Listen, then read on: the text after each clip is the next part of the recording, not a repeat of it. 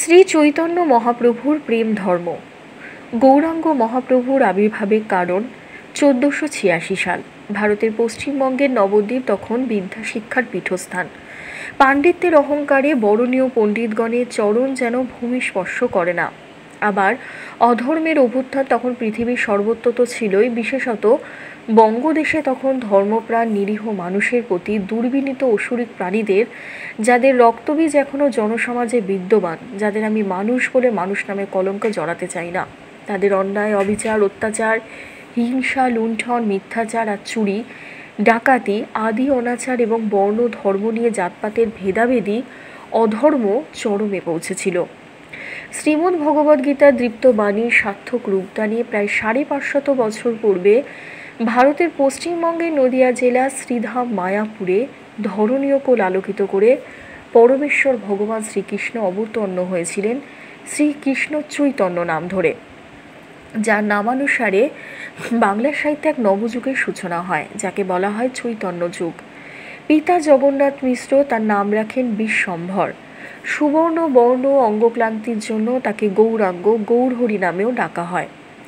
আবার দিগ্বিজয় বিজিত নিমাই পণ্ডিত নামে তিনি সকলের পাণ্ডিত্যের অহংকার বিচূর্ণ করেছিলেন। হিংসা, দেশ, জাতিভেদ ভুলিয়ে অহিংসার বাণী শুনিয়ে সাম্প্রদায়িকতা শৃঙ্খল ছিন্ন করে সকলের হৃদয় জয় করে শ্রী চৈতন্যদেব প্রচার করেছিলেন বিশ্ব মানবতার ধর্ম, প্রেম ধর্ম, যা বৈষ্ণব ধর্ম নামে সুবিদিত। বৈদিক শাস্ত্রে নির্দেশিত শ্রী চৈতন্যদেবের প্রদর্শিত সেই বৈষ্ণব দর্শনই আজ প্রচারিত হয়েছে বিশ্বব্যাপী, যার অপ্রতিরোধ্য ভবিষ্যদ্বাণী করেছিলেন শ্রী চৈতন্যদেব স্বয়ং। পৃথিবীতে আছে যত নগরাদি গ্রাম, সর্বত্র প্রচার হইবে মোর নাম। এই বৈষ্ণব ধর্ম তথা প্রকৃত সনাতন ধর্ম বিশ্বায়নের যে সংগঠনটি অর্ধশতাধিক বছর ধরে নিয়ত প্রগতিশীল, তা হল আন্তর্জাতিক কৃষ্ণ ভাবানুমিত সংঘ, যেটা ইস্কন। 1986 সালে আমেরিকার নিউ ইয়র্ক শহরে ভারতীয় সন্ন্যাসী কৃষ্ণ কৃপার্ষী মৈত্রী শীল অভয় চরণামিত্র ভক্তি বেদান্ত স্বামী প্রভুপাদ কর্তৃক সংস্থাটি প্রতিষ্ঠিত হয়। শ্রী চৈতন্য মহাপ্রভুর সেই ভবিষ্যদ্বাণী এবং নিজ গুরুদেব শ্রীল ভক্তি সিদ্ধান্ত সরস্বতী ঠাকুরের আদেশ শিরোধার্য করে পৃথিবীব্যাপী ভগবানের বাণী প্রচারের উদ্দেশ্যে তিনি এই সংস্থাটিকে প্রতিষ্ঠিত করেন। জগৎব্যাপী কৃষ্ণভক্তিরূপ প্রেম ধর্ম প্রচার করার মাধ্যমে বিশ্বশান্তি প্রতিষ্ঠাই এই সংস্থার মূল লক্ষ্য ছিল। শ্রী চৈতন্যদেবের প্রদর্শিত বৈষ্ণব দর্শনের আদর্শ কী রূপ এবং ইস্কন কীভাবে তার ধারণ ও প্রসারের মাধ্যমে বিশ্ব ভ্রাতৃত্ব ও বিশ্ব শান্তি প্রতিষ্ঠায় অগ্রণী ভূমিকা রাখছে, তারই একটি চিত্র তুলে ধরার চেষ্টা করা হলো এই প্রবন্ধে। বাঙালির হৃদয় ধন চৈতন্যদেব শ্রী চৈতন্য মহাপ্রভু বাংলা ভাষায় কোনো সাহিত্য রচনা করেননি। তথাপি তিনি এমনই এক মহান ব্যক্তিত্ব, যার নামানুসারে বাংলা সাহিত্যে চৈতন্য যুগ নামে এক নবযুগের অভ্যুদয় হয়।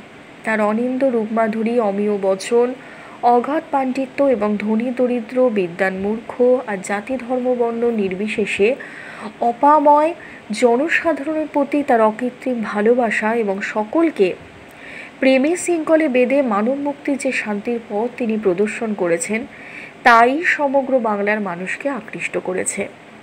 তাকে নিয়ে নানা নামে নানা ঢঙে রচিত হয়েছে বাংলা সাহিত্যের বিখ্যাত গ্রন্থ সম্ভার, যেমন চৈতন্য মঙ্গল, চৈতন্য ভাগবত, ভক্তি রত্নাকর, অমীয় নিমাই চরিত ইত্যাদি। সেগুলির মধ্যে সবচেয়ে বিখ্যাত হল শ্রীল কৃষ্ণদাস কবিরাজ গোস্বামীকৃত শ্রী চৈতন্য চরিতামৃত। এতে চৈতন্যদেবের অনবদ্য জীবনীর পাশাপাশি রয়েছে বিভিন্ন শাস্ত্রের সিদ্ধান্ত, তত্ত্ব ও বৈষ্ণব দর্শনের সুবিস্তৃত চমৎকার বর্ণনা। এরও পরবর্তীকালে শ্রী চৈতন্যদেবের আদর্শকে কেন্দ্র করে বৈষ্ণব কবিগণ রচনা করেছেন বহু গীতি। আজ বিশ্বব্যাপী প্রতিটি ইস্কন কেন্দ্রে প্রতিদিন কয়েকবার করে গাওয়া হয় সেই সকল বাংলা গীতি। সেগুলোর মর্মার্থ ও চৈতন্য মহাপ্রভুর জীবন দর্শন উপলব্ধি করার অভিলাষে বিশ্বের বিভিন্ন ভাষাভাষী মানুষ বাংলা ভাষাকে আয়ত্ত করেছে। সুতরাং বাঙালির বাংলা ভাষাকে পৃথিবীর প্রতিটি দ্বারপ্রান্তে পৌঁছে দিতে যার অবদান সর্বাগ্রে, তিনি আর কেউ নন, বাঙালি জাতির গর্ব শ্রী চৈতন্যদেব। এবং তা সম্ভব হয়েছে ইস্কন প্রতিষ্ঠাতা আচার্য শ্রীল প্রভুপাদের নিঃস্বার্থ প্রচেষ্টায়। বাংলা সাহিত্যে শ্রী চৈতন্যদেবের মাধ্যমে প্রথম জীবনী সাহিত্যের প্রচলন শুরু হয়। বাংলা সাহিত্যে শ্রী চৈতন্য উত্তর যুগের বহু স্বনামধন্য সাহিত্যিক ছিলেন। শ্রী চৈতন্য গুণমুগ্ধ, সকল জীবের প্রতি সম্মান দান, বৈদিক শাস্ত্র অনুসারে পরমেশ্বর ভগবান পরমাত্মা রূপে প্রতিটি জীবের হৃদয় বিরাজ করেন। আবার প্রতিটি জীব সেই পরমাত্মারই ক্ষুদ্রাতি ক্ষুদ্র অংশ, যে কথা শ্রীমদ্ ভগবদ্ গীতায় ভগবান শ্রীকৃষ্ণ বলেছেন, মমই বাংশ জীবলোকে জীবভূত সনাতন। তাই শ্রী চৈতন্য মহাপ্রভু শিক্ষা দিয়েছেন জীবের স্বরূপ হয় কৃষ্ণের নিত্যদাস, কৃষ্ণের ততষ্ঠা শক্তি ভেদাভেদ প্রকাশ। আবার যেহেতু প্রতিটি জীব ভগবানেরই অনস্বদেশ অংশ এবং তার নিত্য সেবক এবং প্রত্যেকের হৃদয়ে ভগবান পরমাত্মা রূপে বিরাজ করেন, তাই মহাপ্রভু প্রতিটি জীবকেই সম্মান প্রদর্শনের আদর্শ দেখিয়েছেন তার দিব্য লীলাবিলাসকালে। অমানিনা মানদেন, নিজের মানশূন্য হয়ে অপরকে সম্মান দান করা। তিনি বলেন, জীবের সম্মান দিবে জানি কৃষ্ণ অধিষ্ঠান। মহাপ্রভুর এই আদর্শ অনুসরণে গৌড়ীয় বৈষ্ণবগণ তথা ইস্কন ভক্তগণ মানুষ তো দূরে থাক, কখনো কোনো প্রাণকে কষ্ট দিতে চান না। তারা এমনকি একটি নগণ্য পিপিলিকাকেও জেনে হত্যা করেন না। জীবন ধারণের জন্য এক জীবকে অপর জীবের উপর নির্ভরশীল হতেই হয়, তবু রসনা লালসায় মুখে মানবতার বুলি আওড়িয়ে যেন নিরীহ প্রাণীদের হত্যা করতে না হয়, সেজন্য তারা শাকাহারী।